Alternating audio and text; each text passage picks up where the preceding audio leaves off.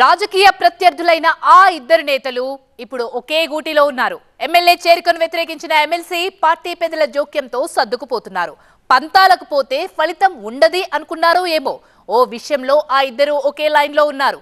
అభివృద్ధితోనే తమదైన ముద్ర వేయాలి అనుకుంటున్నారు. నియోజకవర్గానికి నిధులు రాబట్టే ప్రయత్నాల్లో ఉన్నారు. నేతల కాంపిటీషన్ తో క్యా సీన్ హై అంటోంది జగిత్యాల కేడర్. నిధుల కోసం ప్రయత్నాలు, ప్రభుత్వ పెద్దలకు విన్నపాలు, పోటీ పడుతున్న జగిత్యాల నేతలు.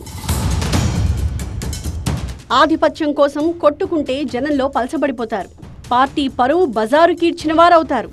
సొంత ఇలాకాలో పట్టు కోసం పార్టీ శ్రేణుల మధ్య వైరాన్ని పెంచడం కంటే ప్రజల్లో క్రెడిట్ దక్కించుకునే దిశగా పావులు కదుపుతున్నారు ఆ ఇద్దరు నేతలు. ఇటీవలే కాంగ్రెస్ తీర్థం పుచ్చుకున్న జగిత్యాల ఎమ్మెల్యే డాక్టర్ సంజయ్ కుమార్ నియోజకవర్గ అభివృద్ధి కోసం నిధులు ఇవ్వాలని సీఎం రేవంత్ రెడ్డితో సహా మంత్రుల్ని కలిసి అభ్యర్థిస్తున్నారు. నూకపల్లి డబుల్ బెడ్రూమ్ ఇళ్లకు మౌలిక సదుపాయాలు కల్పించేందుకు నిధులు కేటాయించాలని కోరారు సంజయ్. ఆయన అభ్యర్థనలతో ప్రభుత్వం నిధులు విడుదల చేసింది. ఎమ్మెల్యే చేరికపై మొదట అసహనం వ్యక్తం చేసిన ఎమ్మెల్సీ జీవన్ రెడ్డి కూడా జగిత్యాలలో దూకుడు పెంచారు.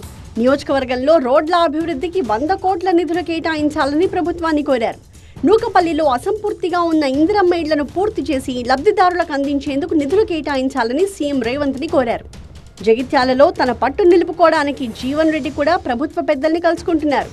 ఆధిపత్య పోరులో జగిత్యాల ముఖ్య నేతలిద్దరూ ఇలా అభివృద్ధి మంత్రాన్ని జపిస్తున్నారు. ఇప్పుడు నియోజకవర్గంలో తమ పట్టు జారిపోకుండా ఉండాలంటే తామేంటో నిరూపించుకోవాలని ఆ ప్రయత్నాల్లో మునిగిపోయారు. సీఎం రేవంత్ రెడ్డితో పాటు డిప్యూటీ సీఎం మల్లు భట్టి విక్రమార్క, మంత్రులు ఉత్తమ్ కుమార్ రెడ్డి, శ్రీధర్ బాబు, పొంగులేటి శ్రీనివాస్ రెడ్డిని కలిశారు జగిత్యాల నేతలు. నూకపల్లిలో నిర్మించిన ఇళ్లపై ప్రత్యేక దృష్టి సారించారు ఇద్దరు నేతలు.